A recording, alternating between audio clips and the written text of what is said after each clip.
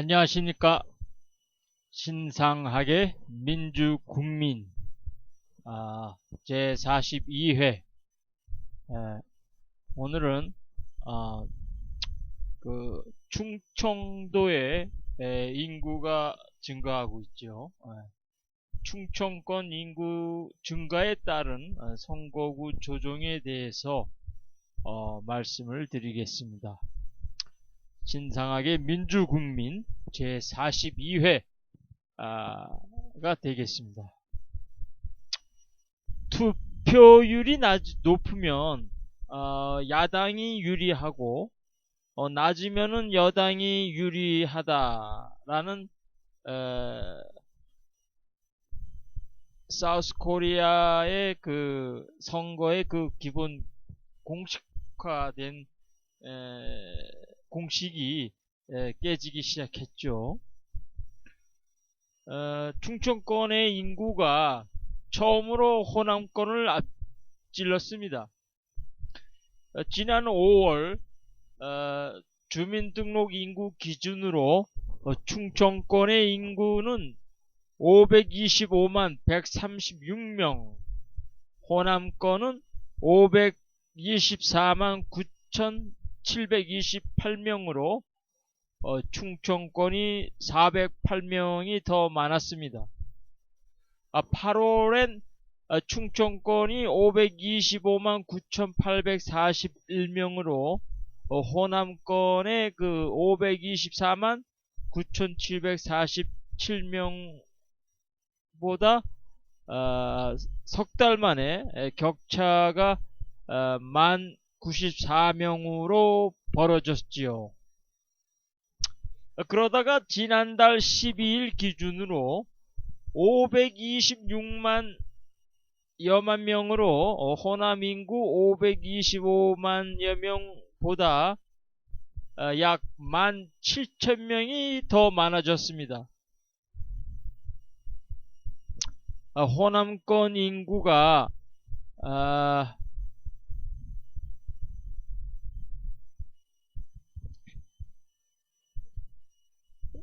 호남권 인구가 정체 상태이지만 충청권은 매달 거의 한 3천여 명씩 인구가 늘고 있습니다. 통계청은 차기 대선이 열리는 2017년엔 충청권 인구가 호남권보다 31만 명가량이 더 많아질 것으로 예상하고 있습니다. 1980년까지만 해도 충청 인구는 호남의 70% 수준에 머물렀었죠. 하지만 2000년대 이후로 충남의 천안, 아산, 당진 이러한 지역을 중심으로 대기업들이 급증하면서 충청 인구는 급속히 증가하기 시작했습니다. 지난해 세종시가 출범하면서 충청권 인구 유입에 가속도가 붙어서 충청 인구는 대폭 증가한 반면 산업화 기반이 부족한 호남은 70년대 이후 대규모의 그 이농 현상으로 인구가 줄기 시작했습니다. 그런 관계로 호남 지방에서는 노인 인구가 많지만 젊은 세대의 인구들이 작지요. 지금 여기서 제가 꼭 짚고 넘어갈 일이 바로 이 세종시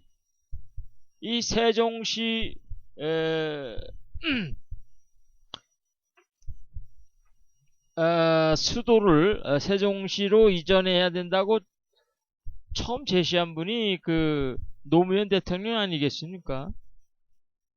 그때에 참 말들 많았죠. 참 말들 많았습니다.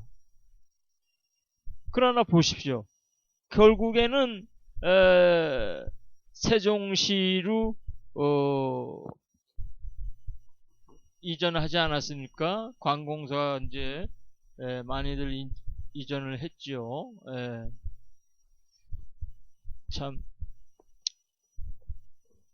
노무현 대통령에 대해서는 당시에 주변 사람들, 제가 알고 있는 주변 사람들도 상당히 그 보수적인 사람들, 상당히 그 노무현 대통령을 욕을 많이 했었습니다. 그럴 때 저는 한마디로 노무현 대통령이 퇴임 후에, 그때의 퇴임 후가 되고 나서 그 사람의 그 공적을 그때서야 그 평가가 이루어질 것이다, 이렇게 그 말로 일축하긴 했습니다. 자, 아무튼 유권자 수에서도 지난해 대선 때 호남은 412만 8,591명으로 충청도의 그 410만 4,716명을 앞질렀었습니다.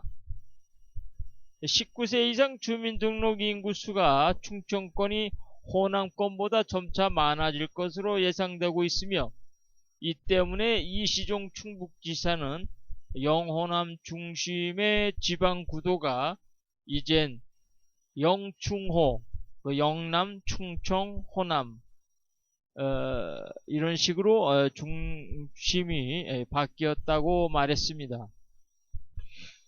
현재 국회 의석수는 호남이 30석이고 충청이 25석으로 호남이 5석이 더 많죠.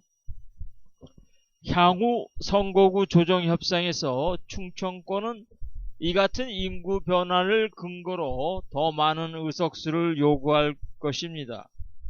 이는 호남 의석수 감소로 이어질 가능성이 높다고들 얘기를 하는데요. 정치적 발언권이 그만큼 약해진다는 얘기겠죠.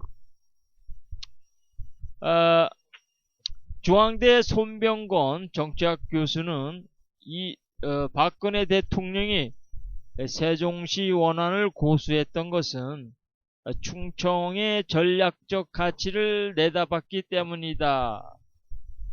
민주당도 과거처럼 호남에만 안주해선 곤란하며 충청을 비롯해 강원도 등 중부권을 공략할 수 있는 인물과 이슈들을 적극적으로 발굴해야 한다고 지적했습니다. 사실 작년 대선에 민주당이 문재인 후보가 참패한 원인들이 여러 가지 있겠습니다. 제가 저의 그 칼럼을 통해서 그 원인들을 제가 밝혔죠. 그렇지만 제가 밝히지 않은 것이 하나가 있는데, 그게 바로 충청지역. 아니, 제가 밝혔나요?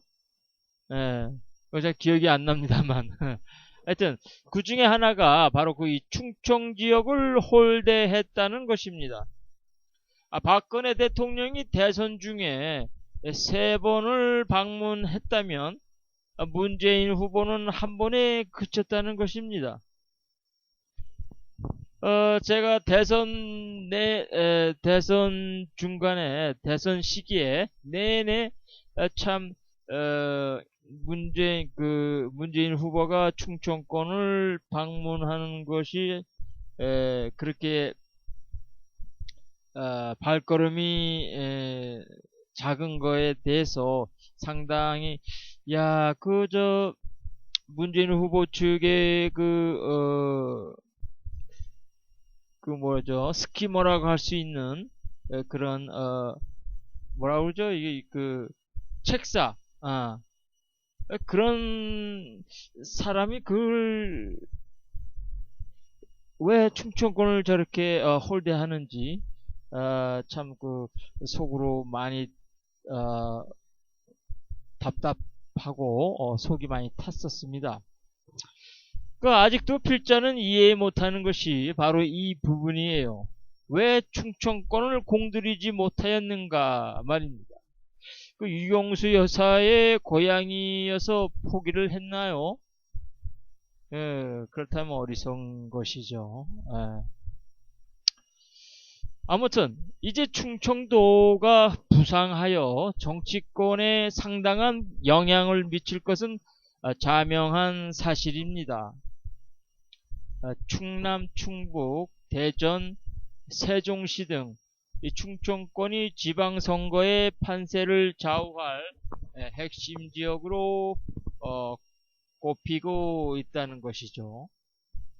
수도권은 20%가량이 충청권 표심으로 분류되고 있으며 충청권 표심을 잡으면 수도권 승리에도 유리한 고지를 점할 수 있다는 분석이 나오고들 있습니다.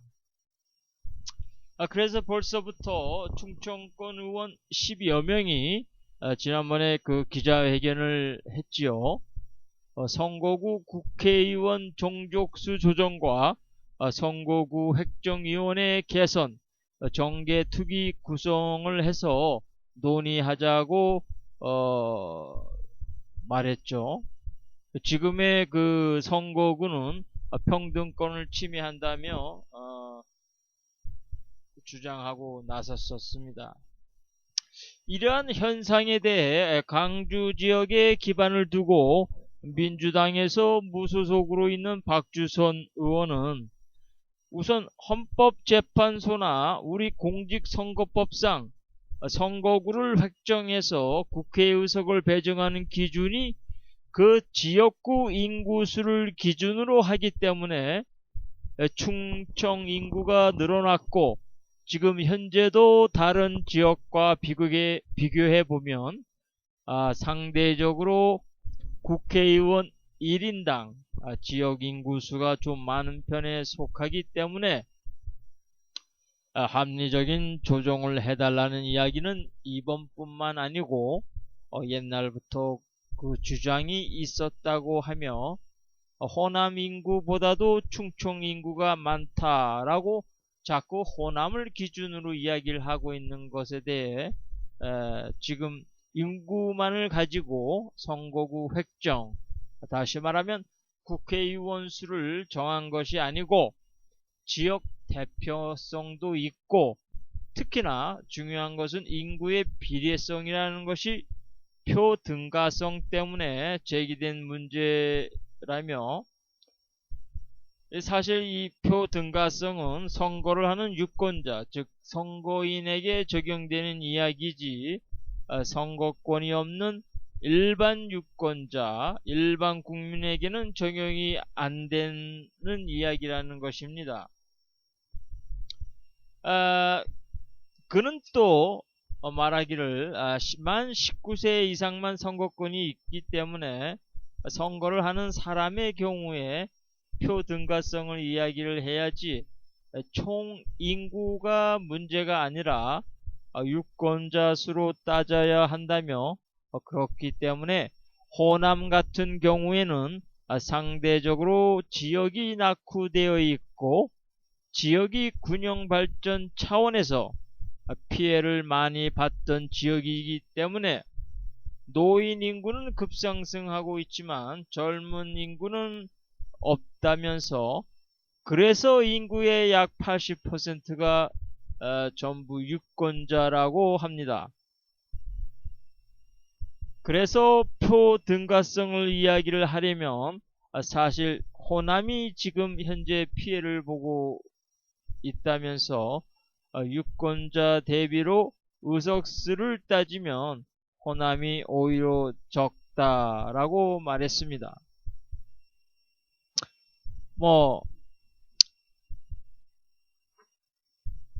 박주석 의원은 그 충청권의 그 선거구가 많아지는 거에 대해서 염려를 좀 하는 모양이에요. 충청권이 보수성이 있는 지역이다. 이렇게 해서 새누리당 쪽에 유리를 하고 호남을 기반으로 하고 있는 민주당이라든지 이런 진보 세력들한테는 좀 불리하지 않느냐, 그러한 생각이 있는 것 같습니다. 그러나 저는 반대입니다. 반대로 생각하고 있다는 것이죠. 필자가 자, 제가 쓴 글이니까 오케이. 제가 말하고자 하는 핵심이 여기에 있습니다. 영남 지방의 선거구가 훨씬 많으므로 역대 진보 세력의 집권이 있을 때도 국회에서는 늘 열세를 만회하기가 쉽지 않았습니다. 그러므로 김대중 대통령의 국민정부 시절이나 노무현 대통령의 참여정부 때에 새누리당을 비롯한 역대 보수정당인 한나라당 및 신한국당 등이 그 국회를 장악하여 노무현 전 대통령을 조롱하며 폄하하는 사태가 벌어질 수 있었던 것입니다. 전여옥 전 한나라당 의원은 대학을 나오지 못한 노무현 대통령을 고등학교 졸업한 자의 수준만큼만 대통령직을 하고 있다고 멸시와 경멸의 표현을 국회에서 대놓고 할 수 있었던 것입니다. 다수당의 힘을 믿고 말이죠. 예. 지금 새누리당이 그렇게 다수당의 힘을 막 쓰고 있지 않아요. 참 잘못된 건데, 이것이 그 다수결에 의한 민주주의의 그 단점이라고 말할 수가 있겠죠. 그래서 아리스토텔레스가 말하지 않았습니까? 그 중우정치를 말하면서 꼭 민주주의가 이런 다수결에 의한 정치가 꼭 옳은 것만은 아니다 라고 말을 했죠. 자, 그래서 이런 국민정부와 참여정부 때 한나라당 등이 총체적으로 부정부패당으로 국민들로부터 비난받으며 위기에 처해 있었죠. 그때마다 박근혜 현 대통령이 등장하면서 다시 그들의 당을 살린 것을 우리는 기억합니다. 그런데 여기에는 박근혜의 힘으로 그들의 당을 살린 것이 아니라 선거구 숫자가 많은 영남 지방의 덕을 톡톡히 봤다고 저는 보고 있는 것입니다.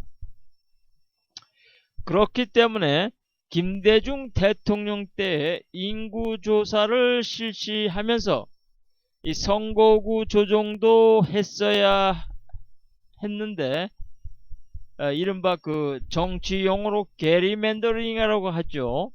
그것을 하지 않은 것은 최대의 실수입니다.